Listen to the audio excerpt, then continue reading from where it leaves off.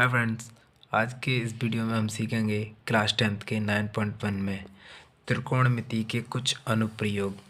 तो त्रिकोणमिति के कुछ अनुप्रयोग करने से पहले हम इसका बेसिक जान लेते हैं। तो आइए हम इसमें कुछ बेसिक दिया है उसको जानने की कोशिश करते हैं।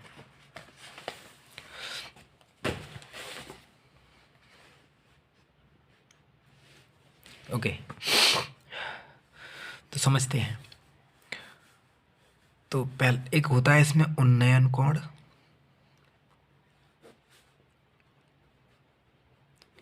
दूसरा होता है अवनमन कोण,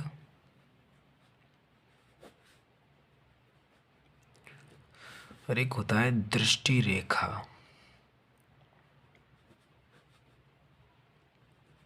एक होता है क्षैतिज रेखा। क्षैतिज रेखा, इन तीनों बातों को हम बारी बारी से समझते हैं और समझने के बाद चैप्टर बहुत ही आसानी से होगा। ठीक है, जैसे त्रिकोणमिति के जो अनुप्रयोग होते हैं वो समकोण त्रिभुज पे लागू होते हैं। समकोण त्रिभुज जिसका एक कोण 90 अंश का हो, कुछ इस तरीके से, ये 90 अंश का है। इसमें त्रिकोणमिति के अनुप्रयोग किए जा सकते हैं। ठीक है, इसमें एक बात समझेंगे, जो ये ऊर्ध्वाधर खड़ा है ऊपर की ओर, इसको लंब बोलते हैं। ओके, और ये जो ऐसे लेटा हुआ है इसको आधार बोलते हैं। 90 अंश के सामने वाली भुजा हमेशा कर्ण होती है। ओके, अच्छा, इसमें कुछ सूत्र भी होते हैं जैसे मैंने बताया होगा आपको पिछली वीडियो में, LAL लाल बट्टे कक्का कक्का।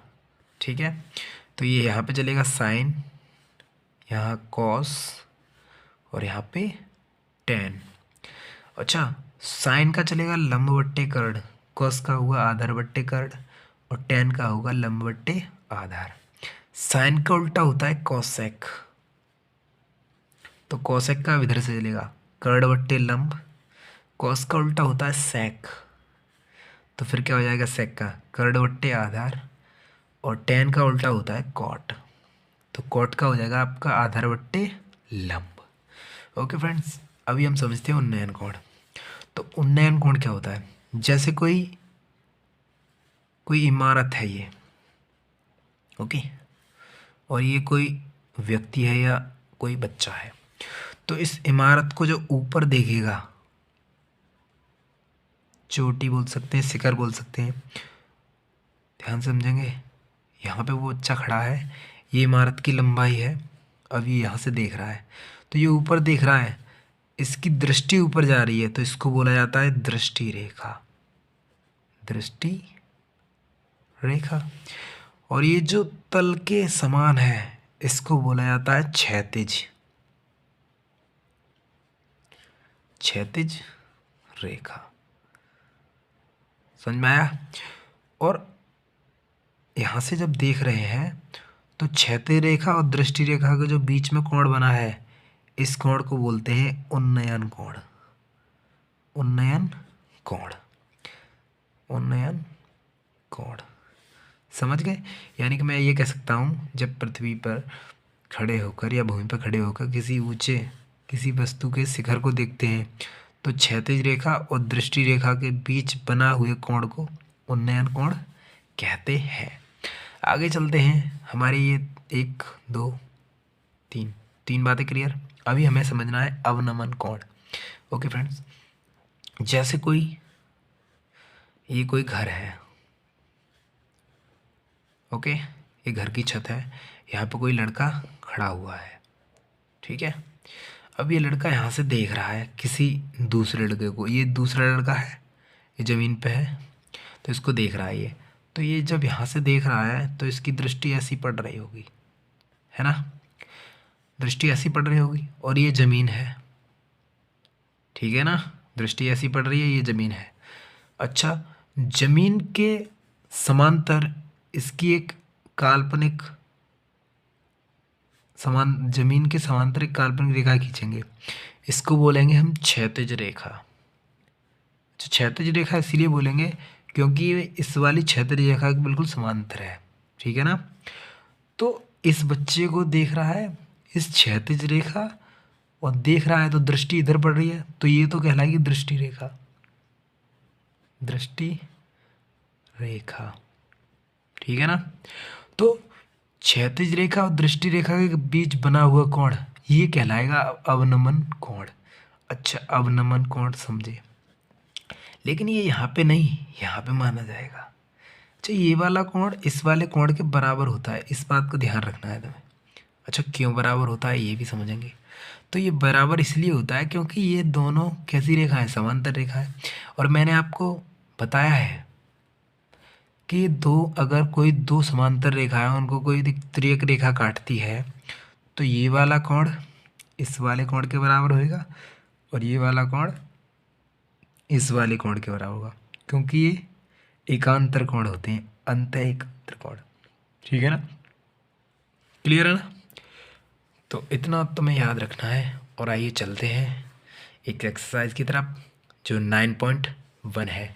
अच्छा, 9.1 एक्सरसाइज करने में आपको एक बात का विशेष ध्यान रखना है इसमें कि आपको त्रिकोणमिति के पिछले चैप्टर के सारे मान आने चाहिए। आपको ये वाली सारणी आपको याद होनी चाहिए, ये वाली, है ना। क्योंकि कब किसका मान लगेगा ये पता होना चाहिए आपको, तभी तो आप सॉल्व कराओगे। अगर नहीं हो पाएंगे मान तो फिर आपका सवालों को करने में थोड़ा दिक्कत होगी। तो आइए पहले सवाल को करते हैं बहुत ही शानदार तरीके से। तो पहला सवाल देखेंगे। सर्कस का एक कलाकार 20 मीटर लंबी डोरी पर चढ़ रहा है जो अच्छी तरह से तनी हुई है और भूमि से सीधे लगे खंबे के शिखर से बंधा हुआ है। यदि भूमि स्तर के साथ डोर द्वारा बनाया गया कोण 30 अंश का हो तो खंबे की ऊंचाई ज्ञात कीजिए। आकृति 9.11 ये वाली आकृति है, ठीक है ना। ध्यान से देखेंगे, देख लिया हमने। अभी हम चित्र बनाएंगे एक और इसको सवाल को सॉल्व करेंगे। देखो,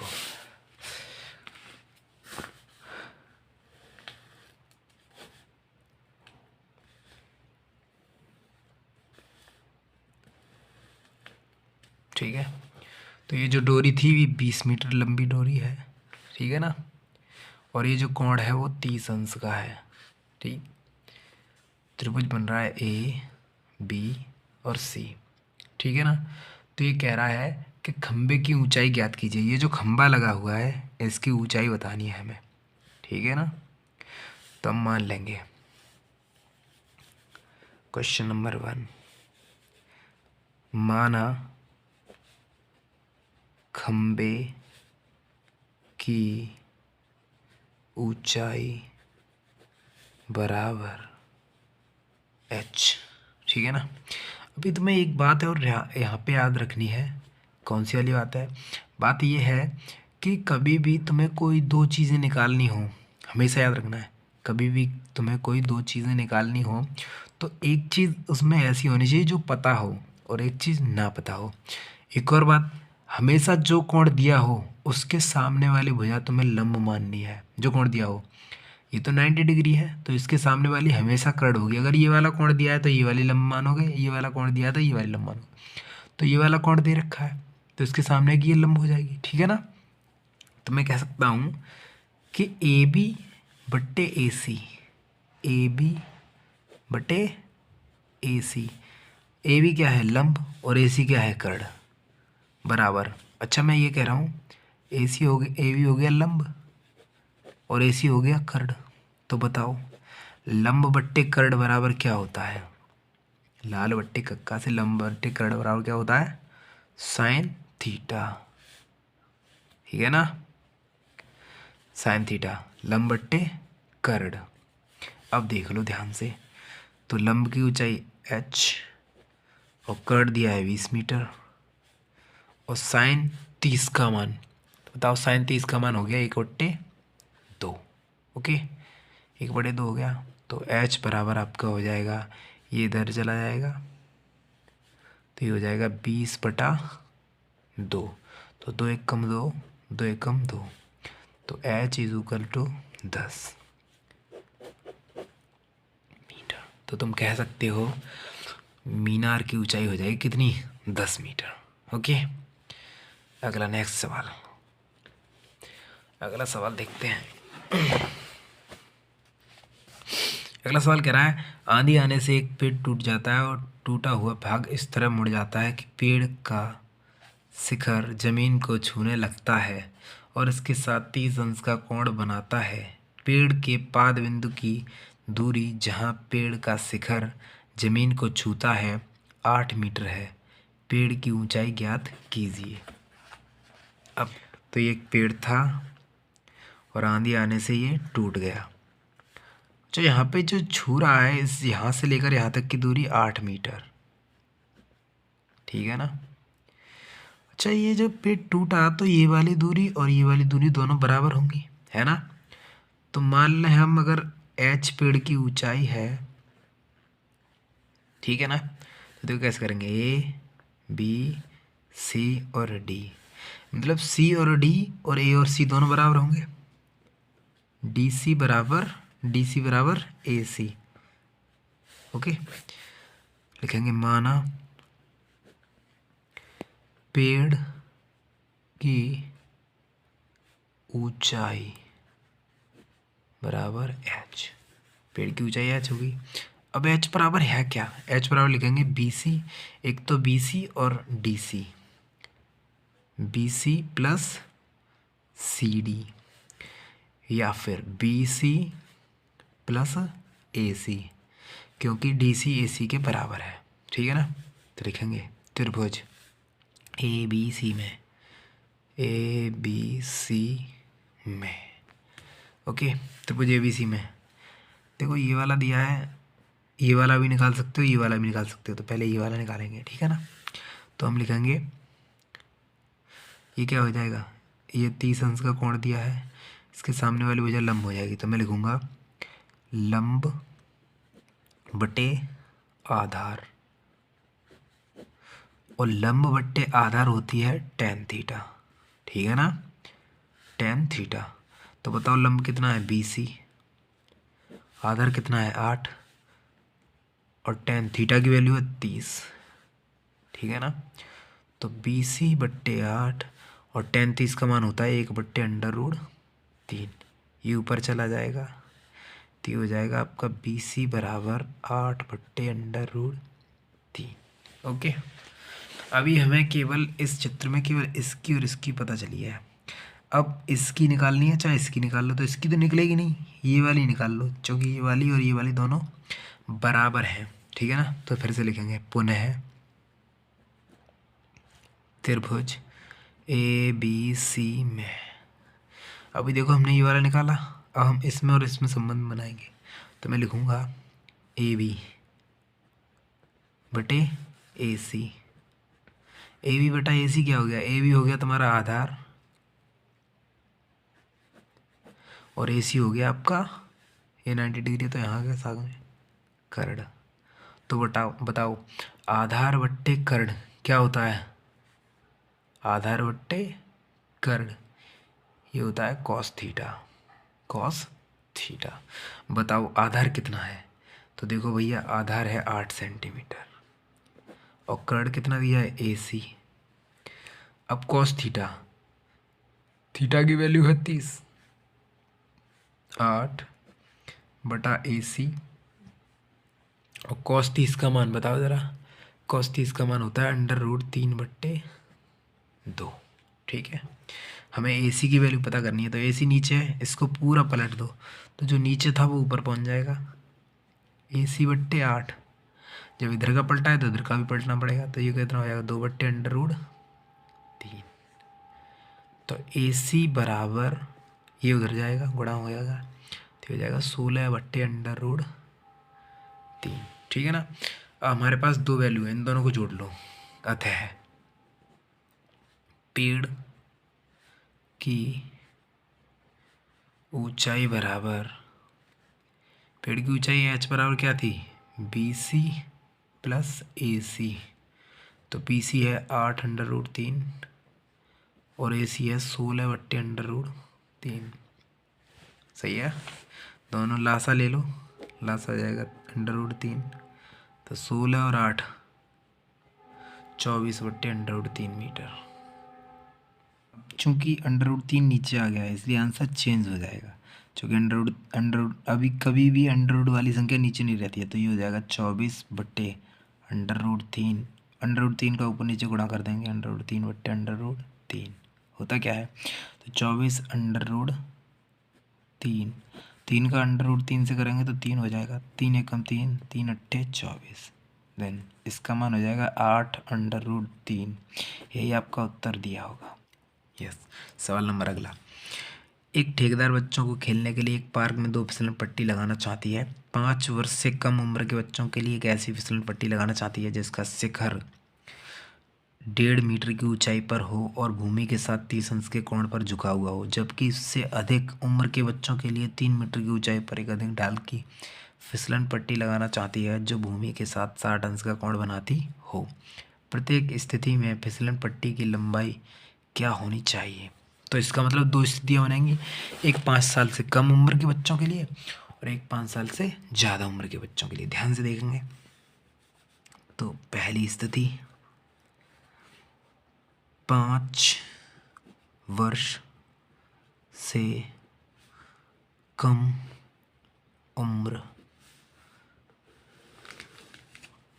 और इधर दूसरी स्थिति क्या है, 5 वर्ष से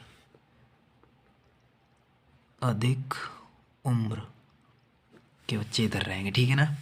देखो इनके लिए फिसलन पट्टी बनानी है। इसको जो छोटे बच्चे हैं उनके लिए जो फिसलन पट्टी का शिखर है वो 1.5 मीटर है। ठीक है ना। और ज़मीन के साथ 30 अंश का कोण बना रहा है। तो ABC, तो इसकी लंबाई ज्ञात करनी है। और जो बड़े वाले बच्चे हैं उसमें जो फिसलन पट्टी की ऊंचाई है वो 3 मीटर, और जो कोण बना रही है वो बना रही है 60 अंश का। ओके, तो A, B और C। ठीक है ना।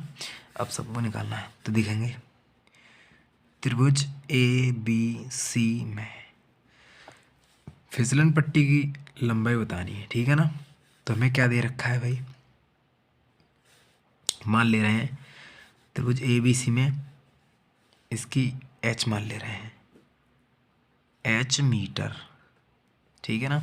और इसकी हम मान ले रहे हैं M मीटर। ठीक है, चलो फिर चलते हैं। तो मैं लिखूंगा AC बटा BC। अच्छा, AC बट्टा BC क्या होगा, AC हो गया ये कर्ड और BC हो गया ये लंब। तो कर्ड बट्टे लंब हुआ, तो कर्ड बट्टे लंब क्या होता है बताओ जरा। तो कर्ड बट्टे लंब होता है, क्या होता है, कोसेक थीटा। तो AC की लंबाई H और BC की लंबाई 1.5। ठीक है, और कोसेक थीटा कितना है, 30 अंश। तो H बट्टे 1.5 बराबर कोसेक 30 की वैल्यू क्या होती है, कोसेक 30 इक्वल टू 2। तो H बराबर इसका गुणा 2 से कर दो तो हो जाएगा आपका 3 मीटर। ठीक, अगला दूसरे बच्चों के लिए देखेंगे। त्रिभुज ABC या PQRS कर लो, PQR में, PQR में। ठीक है, फिर से लगा देंगे PR बट्टे PQ। PR कर्ड और PQ नहीं RQ। RQ क्या हो गया, लंब। तो कर्ड बट्टे लंब क्या होता है, कर्ड बट्टे लंब होता है कोसेक थीटा। तो PR की लंबाई M है और RQ की लंबाई 3 है और कोसेक 60। ठीक है ना। तो M बराबर M बट्टे 3 और कोसेक 60 का मान कितना होता है, 2/√3। इसका गुणा इससे, तो m बराबर 3, 2/√3, तो m बराबर हो जाएगा आपका 6/√3। और अगर √3 आ गया तो इसको सरल करना होता है, √3 नीचे नहीं छोड़ते हैं, तो इसको और सरल करेंगे तो √3 से ऊपर नीचे कर देंगे गुणा, तो ये हो जाएगा आपका 6√3, और √3 का गुणा √3 में करेंगे तो आ जाएगा 3, तो 3 एकम 3, 3 दूना 6, तो ये हो जाएगी बड़े वाले बच्चों के लिए 2√3। ठीक। तो सवाल नंबर 14, भूमि के एक बिंदु से जो मीनार के पाद बिंदु से 30 मीटर की दूरी पर है, मीनार के शिखर का उन्नयन कोण, मीनार की ऊंचाई ज्ञात कीजिए। मीनार का उन्नयन कोण कितना है? 30 अंश। ध्यान से देखेंगे तो उसने कहा है कि एक बिंदु है जो मीनार के पाद बिंदु से कितनी दूर है? 30 मीटर की दूरी पर है ना। और जो मीनार की ऊंचाई है वो हमें क्या करनी है? बतानी है। लेकिन उसने एक बात और बता रखी है कि ये वाला जो कोण है वो 30 अंश का बन रहा है, ABC, है ना। तो ये मीनार की ऊंचाई मान ले रहे हैं हम H। ओके, तो हम कह देंगे माना मीनार की ऊंचाई बराबर H। ठीक है। त्रिभुज ABC में, अब देखो ये दे रखा है और ये वाला हमें निकालना है, तो इन दोनों में संबंध बना लो, चाहे BC/AB लिख लो, चाहे AB/BC लिख लो, ठीक है ना, चॉइस आपकी है। तो हम लिखेंगे BC/AB, BC/AB। बताओ BC/AB क्या हुआ? तो BC क्या हो गया? कोण के सामने वाली भुजा लंब, बट्टे AB बराबर आधार। बताओ फिर लंब बट्टे आधार बराबर tan थीटा।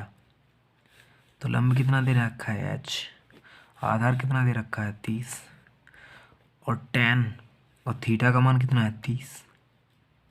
ठीक है, ये H, ये 30, और tan 30 का मान कितना होता है? tan 30 का मान होता है 1/√3, ये ऊपर चला जाएगा।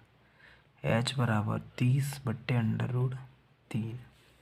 अंडर रूट अब 3 नीचे आ गया तो फिर चेंजिंग की जाएगी, तो √30 नीचे नहीं रखा जाएगा कभी भी, अंडर रूट ऊपर आ सकता है नीचे नहीं, तो ऊपर नीचे √3 से गुणा कर देंगे, तो ये हो जाएगा आपका 30/3, बट इसका गुणा जब इससे होगा √3 का गुणा √3 से, तो 3 आ जाएगा, 3 एकम 3, 3 एकम 3, तो H मीटर। ठीक है ना, यानी कि मीनार की ऊंचाई कितने हो गई?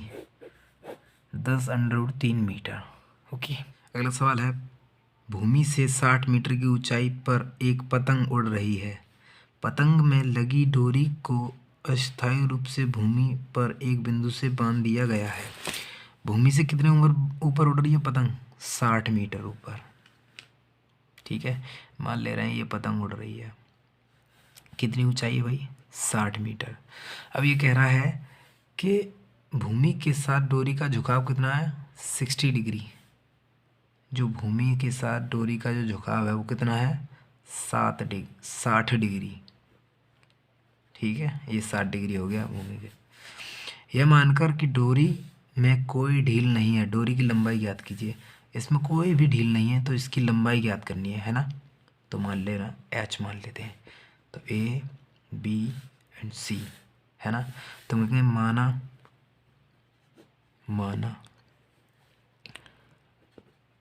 डोरी की लंबाई बराबर H। ठीक है, तो त्रिभुज ABC में, ABC में, अब देखो ये दे रखा है, ये दे रखा है, तो इन दोनों में ही संबंध बनाना है हमेशा। एक ऐसा संबंध बनाओगे जिसमें एक दिया हो एक ना दिया हो, तभी अच्छे समझ में आएगा, सॉल्व होगा, नहीं तो सॉल्व नहीं होगा। तो हम लिखेंगे BC बटे AC, यानी कि BC क्या है आपका? यह है कोण के सामने वाली भुजा लंब, और AC क्या है? कर्ण। तो बताओ लंब बट्टे कर्ण क्या होता है? BC बट्टे AC, ये हो गया लंब बट्टे कर्ण, तो ये क्या होता है, ये होता है साइन थीटा। साइन थीटा, तो BC की वैल्यू 60, AC की वैल्यू दी नहीं है, H है, साइन 60। ठीक है, तो 60 बट्टे H, और साइन 60 का मान होता है √3/2।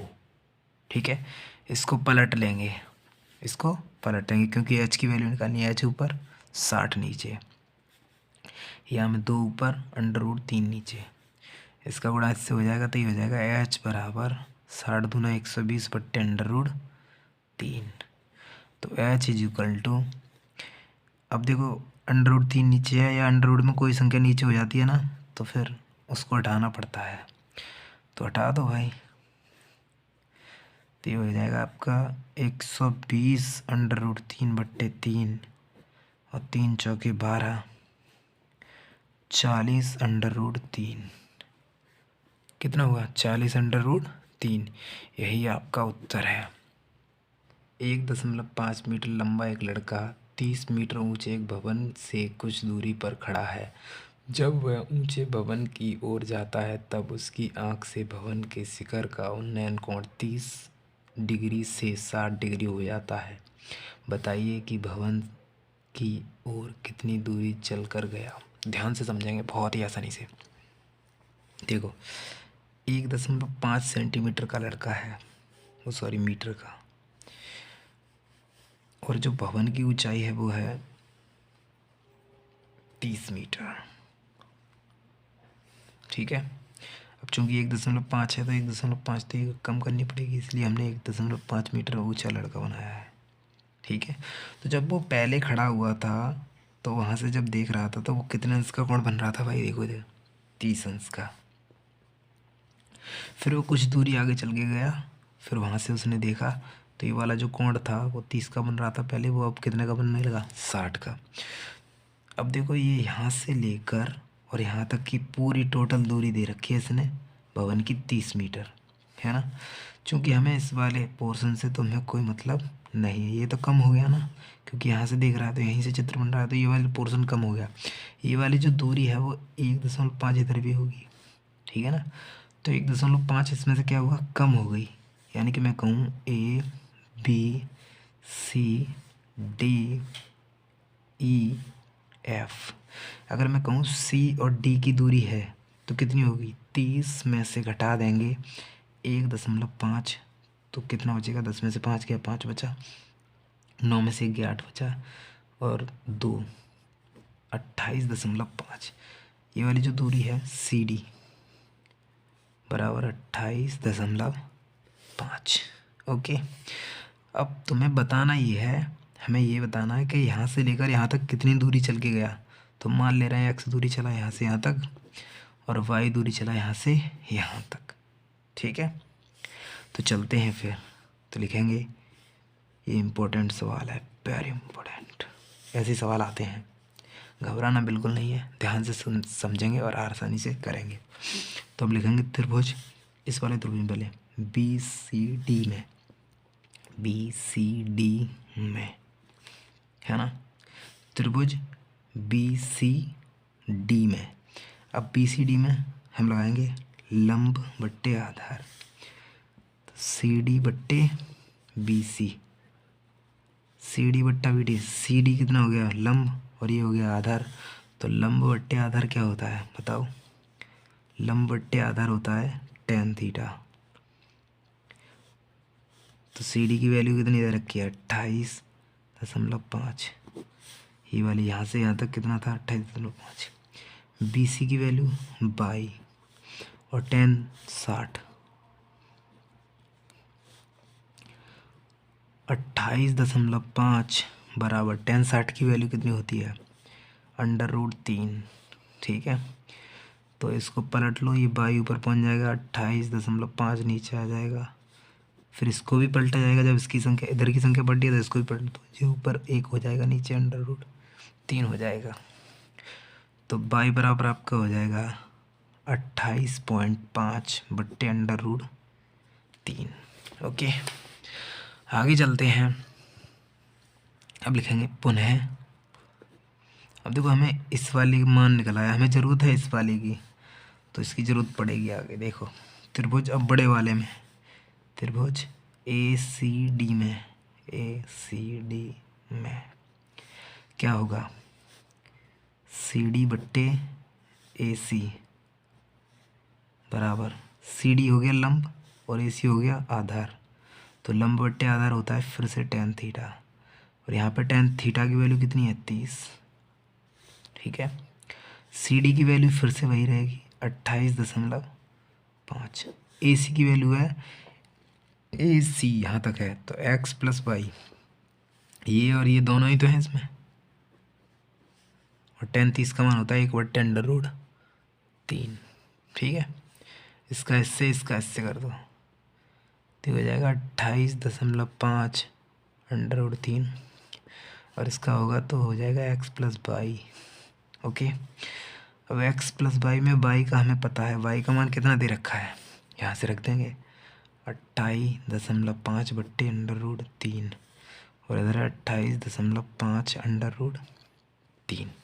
ओके, करेंगे इसको सॉल्व। तो x बचाएंगे इधर, ये इधर 95 कर देंगे तो ये 28.5/√3, ये प्लस हो रहा है, इधर आएगा तो माइनस हो जाएगा, -28.5/√3। देखो 28.5 इधर भी है, 28.5 इधर भी है, तो 28.5 कॉमन ले लेंगे, 28.5 कॉमन आ गया, यहाँ से क्या बचा √3 माइनस एक बार गया बट्टे √3 बराबर x।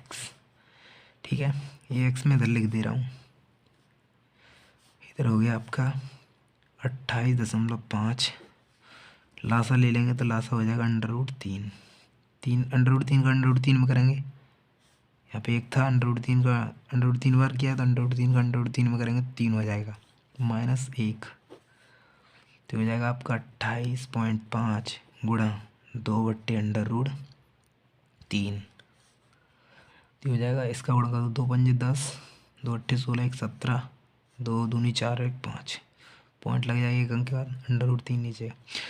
अब चूंकि √3 नीचे आ गया तो √3 नीचे तो रखते नहीं है, मतलब कोई सी भी संख्या हो अगर अंडर में है तो नीचे नहीं आएगा वो। ठीक है, तो इसको और सॉल्व किया जाएगा, तो 57 ऊपर नीचे √3 का गुणा कर देंगे इंटू √3 बट्टे √3, तो बराबर हो जाएगा 57 √3 बटे √3 का √3 से 3 हो जाएगा, 3 एकम 3, 3 एकम 3, 2 बचा 27 हो गया, 3 9 27, तो x बराबर आपका होगा 19 √3।